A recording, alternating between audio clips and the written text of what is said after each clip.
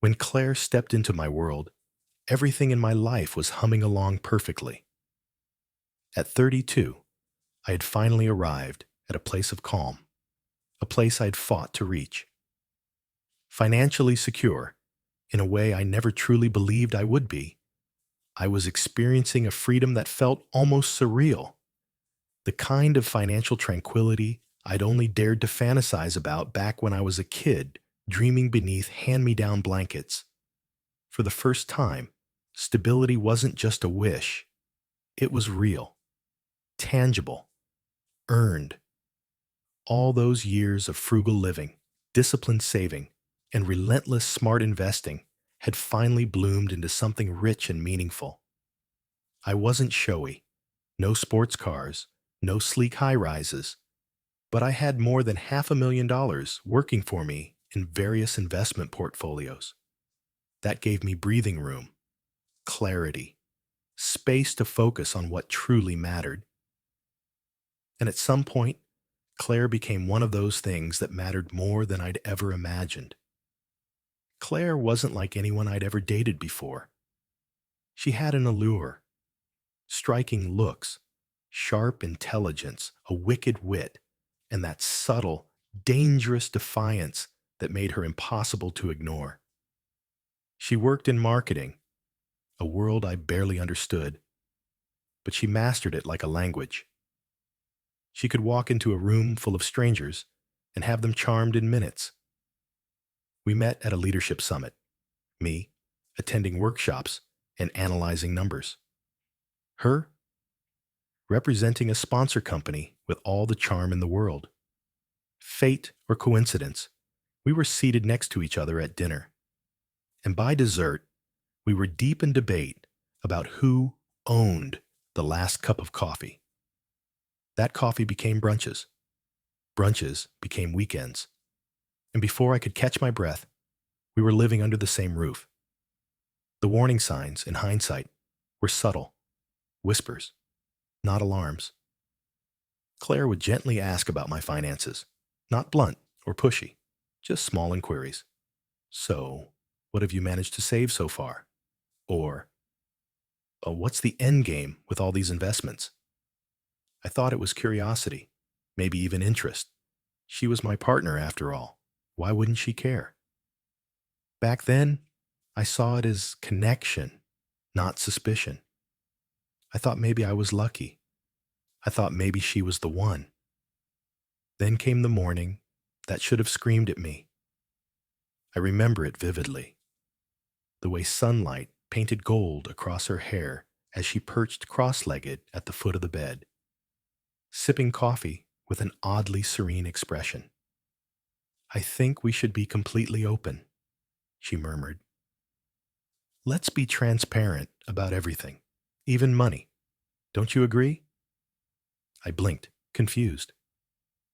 "You mean like showing each other our financials?" "Yes," she said, nodding with calm conviction. "Look, it's not about control. I just think if we're serious about building a future together, we shouldn't have secrets. It just makes sense, right?" It sounded so reasonable, almost romantic. And that was Claire's specialty, wrapping razor blades in velvet. She didn't push, she nudged. And so, I gave her view-only access to my financial dashboards. She could see my portfolio movements, the summaries, the crypto wallets, everything really, short of touching the funds themselves. I once thought that level of access was a testament to love. Now I understand it was the first domino falling. Over the next few months, the shift was subtle but unmistakable. Claire grew distant. Her eyes flicked to her phone too often. She whispered during calls and took them outside, claiming work demands. She became evasive. I'd catch glimpses of late-night messages she quickly closed. And when I asked, she'd laugh it off. "Oh, just office chaos. You know how it is." But something had cracked. Our intimacy dulled. Her laughter felt rehearsed. Conversations lost their rhythm. When we spoke of the future, Her gaze wandered. I felt like I was pounding on a wall she was quietly building, brick by painful brick, with me trapped on the outside. Then came that night. I had a client dinner that wrapped early. I came home quietly. As I walked down the hall, I heard her voice, faint, from the study. She was on a video call, unaware I had returned. Her tone was urgent, and I froze mid-step as I caught the tail end of her whisper. Yes, I told you. It's almost done. Once it clears, we're out of here. No one will ever know. She spun when she noticed me, slammed the laptop shut with a jolt. God, you scared me. My gut dropped. Who were you talking to? Just Sandra, from work, she replied too quickly. We're preparing a pitch. Everything inside me screamed liar, but I said nothing. I needed evidence. That night, I dove into my financials, something I hadn't done in weeks. I trusted the fortress I'd built. Big mistake. What I found chilled my blood. My Ethereum? Gone. Every coin, $112,000, vanished into a void. One of my investment accounts had issued a transfer, $87,000, to a bank account I didn't recognize. Not mine. Not authorized. My heart slammed in my chest. I tore through login records, email alerts, IP histories. There were logins from cities I'd never been to, out-of-state IPs. My skin turned cold. I called the brokerage. The voice on the other end was professional, but robotic. Yes, sir. I see here an alternate contact was added to your profile. The name, Claire. I locked everything down. Accounts frozen, but the damage had already rippled through my life. Shaking, I reached out to Leah, one of Claire's oldest friends, though lately Claire had been withdrawing from her social circle. Leah agreed to meet me, cautious but concerned. I told her everything. The missing crypto, the odd calls, the emptiness. Leah exhaled a long, tortured breath. I was hoping I'd never have to say this, she said, but Claire's been planning to leave. There's a guy, Travis. He's in crypto too. They've been scheming for months. I stared, stunned. Excuse me? She said you were too cautious, sitting on a gold mine and wasting it.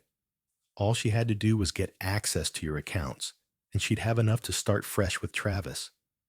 I warned her. She didn't care. Everything in me fractured. I didn't cry. I didn't rage. I just sat in a daze, trying to find oxygen in a room that had collapsed. The next evening, I confronted her. No shouting, no drama, just truth. I know, I said, staring her down. I know about the accounts, about Travis, about the theft. Her face paled. You're overreacting. No, I replied, steady. I'm not. That's when she snapped. I deserve that money. We shared a life. You can't expect me to walk away empty-handed. I laughed, bitter, hollow. You didn't walk away? You robbed me. She stormed out. But I wasn't finished. The next morning, I filed a police report. I lawyered up, gathered every shred of proof, IP logs, emails, chat screenshots, transfer histories. I froze every joint account, shut down cards, locked my credit reports like a vault. Within 2 weeks, she was facing charges for embezzlement and fraud. Her job? On indefinite leave. Travis's shady startup? Just another hollow pump and dump scheme. I reported every illicit transaction I could find to the SEC. I gave interviews. I burned every bridge they hoped to cross. Claire tried to contact me. Desperate voicemails, tear-streaked apologies, vicious threats.